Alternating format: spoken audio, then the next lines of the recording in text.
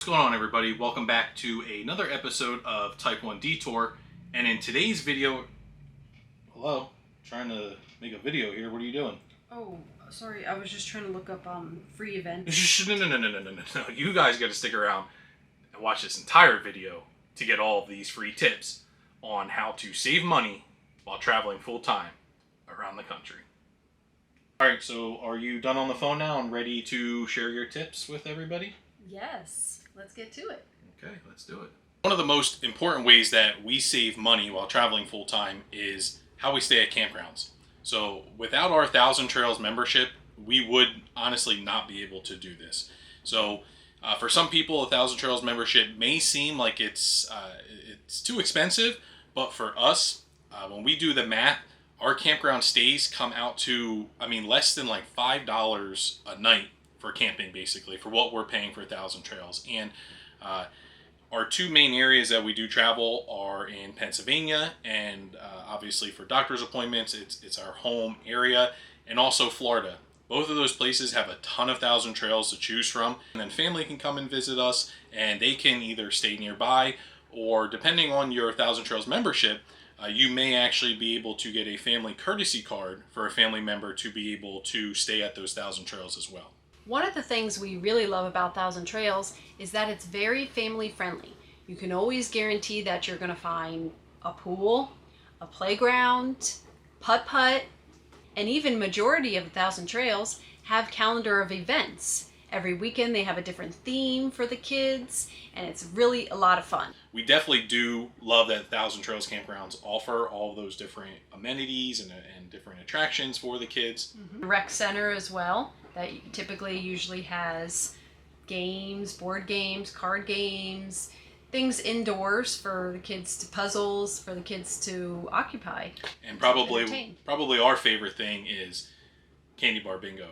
So a lot of 1,000 Trails will do candy bar bingo on the weekends. You can bring candy bars and possibly walk away with like 5 times the candy bars we brought.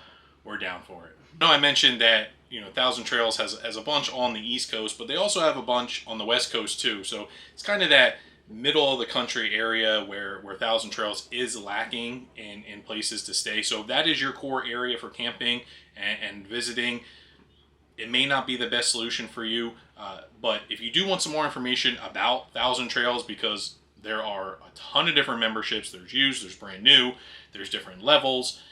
I don't have all the answers, but you can comment down below and I can get you in touch with somebody that can answer all of your questions for you. Another tip we have to help save money while traveling full-time is to find free activities to do in the area around the campground.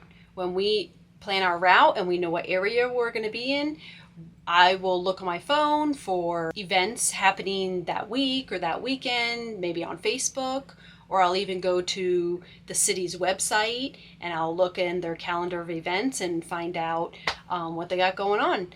You'd also be surprised that a lot of museums and zoos are free, or they offer free days where you can go in for no admission at all. For example, when we were at Cape Cod, we found that the Whalen Museum offered free admission 1 day out of the month. So that saved us a ton of money. We also visited Cape May in New Jersey, and they had an awesome free zoo and park. Most cities and towns, if you look on their website, have free concerts and shows that they're promoting to try to draw in tourism. So those are things that we really love attending. Also, local libraries have tons of programs for all age kids during the week. Sometimes they have like a mommy and me reading class, or for the school age kids, they'll have like a book club. And my kids love the library. We could spend hours there. So that is great free entertainment right there. Some libraries in your area, if you're staying a while, offer free membership. All right, so one of the other ways that we stay for pretty cheap is through our Harvest Host membership. So we are not set up for boondocking. We still run off of just 2 12-volt, basically golf cart batteries. And we have a residential fridge, so that will drain those batteries completely. So Harvest Host to us was initially a little scary. But then we found out and realized that a lot of harvest hosts actually have power hookups. So some of them you do have to pay for. It may be $5 a night, $10 a night. The most expensive we came across is $20 a night. But on those nights where we do have to find something in between 1,000 trails, maybe the two are too far apart, we'd rather pay $20 for a 50 amp hookup and then maybe spending $20, $25 in the store, whether it's a butcher shop or a winery or a farm.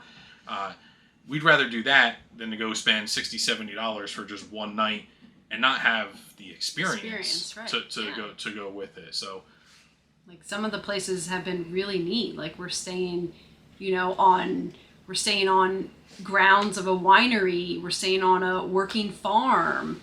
Where else? We've stayed, the equestrian farm with the horses. I mean, we opened up the door and the farm dog was literally on our doorstep, like greeting us in the morning.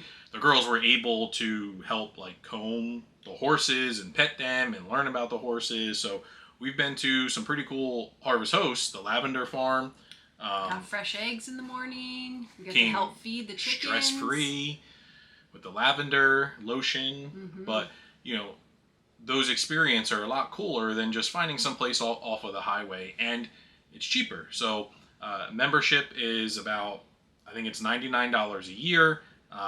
Prices are always changing, so depending on when you're watching this video, it might change. We do have a discount code for you. Again, link in the description.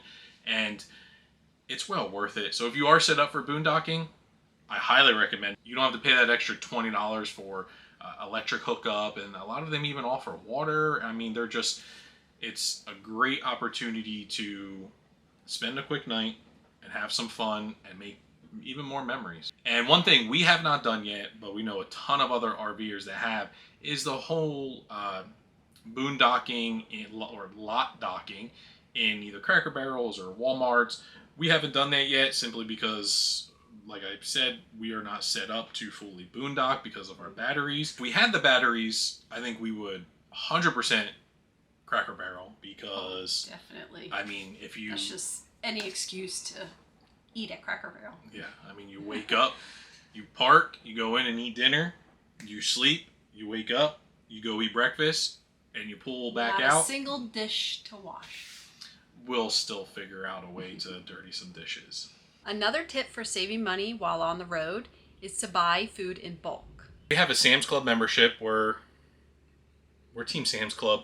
I think Amanda still may be maybe Team Costco. A lot of people say, oh, I don't know how you can buy in bulk when you live in such a small space. Well, with anything in an RV, you have to be creative. We need to buy paper towels. We buy paper towels and toilet paper in bulk. And then we store some outside in our basement, in the outdoor kitchen. We have some here, we have some there. We like to buy, our meats in bulk because it ends up being cheaper. And then we just, divide them up and freeze them and use them whenever we can. So buying in bulk definitely helps. You do have to get creative in your storage ways depending on the size of your RV, how much storage space you have. Could be a little bit more difficult, but that is definitely one way to help you save money with groceries on the road. Definitely.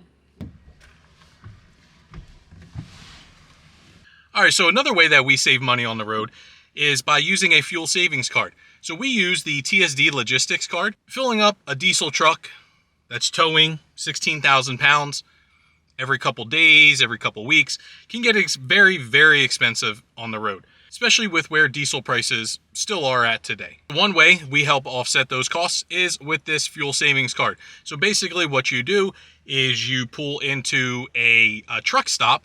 Whether you have the RV attached or not, I've done it both. I've done just the truck and I've done it with the RV attached.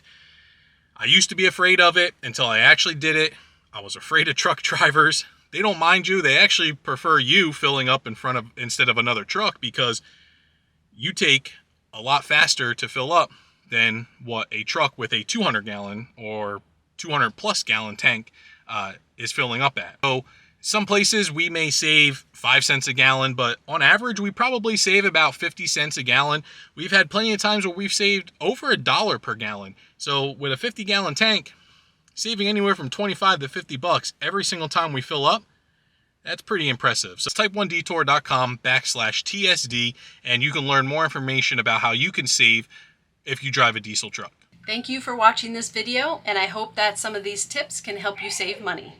If you aren't subscribed yet, click this button right here, and if you'd like to watch more of our videos, click this button right here. If we've provided any value to you, hit that thumbs up, and we'll see you on the next one.